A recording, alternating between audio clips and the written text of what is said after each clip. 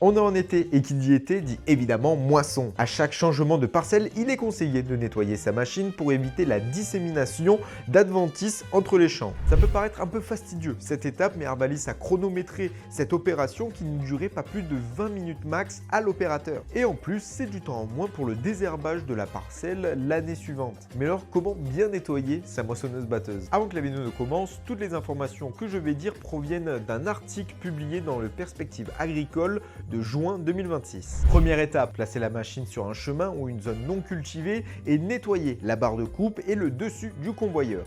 Deuxième étape, on poursuit en ouvrant et en vidant le bac à pierre du convoyeur.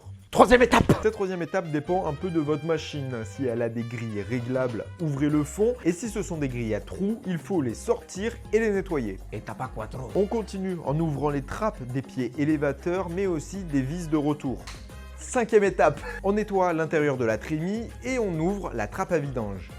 Sixième étape, pour les machines conventionnelles, nettoyez les grilles supérieures des secoueurs et regardez aussi dans les angles car il peut y avoir des amas de paille ou autre. Avant-dernière étape. Vérifiez qu'aucune personne n'est à proximité de la machine et démarrez-la. Ouvrez et fermez les grilles en même temps et répétez cette opération 2 fois, 30 secondes avec une petite pause entre chaque opération.